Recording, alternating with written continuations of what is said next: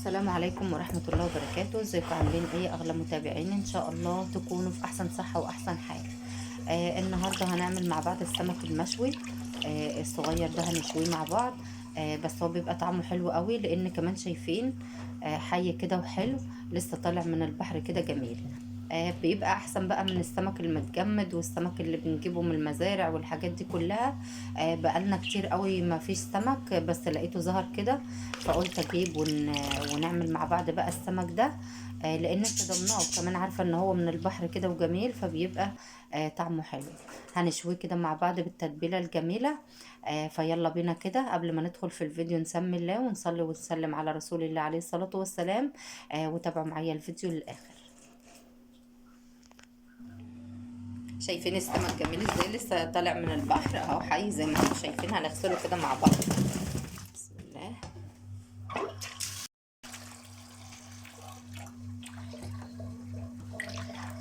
شايفين السمك حلو ازاي؟ بسم الله الرحمن الرحيم. اهو لسه جاي من البحر زي ما انتم شايفين كده اهو. بسم الله ما شاء الله حي اهو. بس انا بقى فتحت عليه الميه شويه كده في الحوض علشان نغسله مع بعض كده. هو في احلى من سمكه البحر كده اللي لسه جايه حيه دي؟ بسم الله ما شاء الله. اهو شايفين السمك اهو، بسم الله ما شاء الله زي العسل. هنغسله بقى مع بعض بطريقه حلوه قوي. ازاي تضيعي بقى زفاره السمك؟ انا حاطاه كده في الحوض. ببشر عليه كده شويه ليمون. وبعد كده باخده احطه بقى في حاجه بلاستيك كده اهو، وافتح عليه الميه برضه. بسم الله الرحمن الرحيم. بسم الله ما شاء الله. طبعا هو مش عايز غسيل ولا عايز حاجه، لان احنا عارفين ان سمكه البحر بتبقى نظيفه جدا. وكل السمك بتاعنا حي اهو زي ما انتم شايفين. بسم الله ما شاء الله. يعني مش عارفه اشيله من الميه من كتر ما هو حي كده وجميل اهو زي ما انتم شايفين كده. انا هبشر عليه ليمونه بحيث اضيع زفاره السمك، مع ان هو نضيف والله جدا كده. على بال بقى ما اولع الفرن بتاعي يكون السمك اتنقع شويه.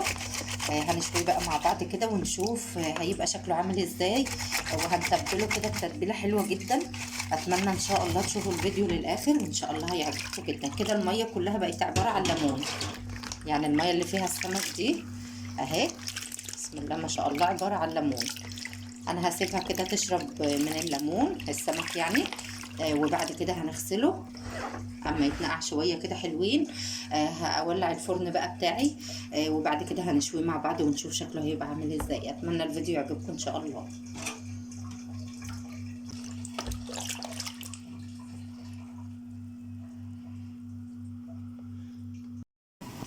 ودلوقتي بعد ما رصيت السمك بقى كله اللي بتشوفه بجيبه كده لحد اللي يما بره كده على باب الفرن. والتاني لسه في الفرن زي ما انتم شايفين اهو. بسم الله ما شاء الله عشان النار عاليه قوي. شايفين بيتحمر معانا بسرعه ازاي اهو. هبدا اقلب كده سمكه بسمكه لحد ما كله ياخد اللون معانا الحلو ده زي ما انتم شايفين كده. ونطلعه بقى ونتبله ونشوف هيبقى عامل ازاي. بس قومي كده تشجعي. دول 2 كيلو سمك بس ب25 جنيه، يعني مش كتير مش غالي، بس هتعملي اكله جميله والله وكمان مغذيه. فسمي الله كده وقومي تشجعي وهاتي كلين سمك زي اللي انا جبتهم دول. واعمليهم بقى النهارده هيبقوا حلوين جدا. وده بيكون شكل السمك بتاعنا بعد ما خرج من الفرن، بيكون بالشكل ده اهو. زي ما انتم شايفين كده. بسم الله ما شاء الله. عملناه في تتبيله حلوه جدا. بس انا عشان ما اطولش عليكم يعني. التتبيله عباره عن فلفل اخضر وشويه ليمون كده وبتضربيهم في الكبه. ولو عندك بقى بقدونس او عندك اي حاجه وشويه فلفل وشويه ملح. وبنضرب كل ده في الكبه ونحطهم في شويه ميه سخنين وبنحط فيهم السمك ده. بيبقى معانا طري وجميل بالشكل اللي انتم شايفينه ده. وده الرز بتاعنا. واتمنى طبعا ان الفيديو يكون خفيف على قلوبكم.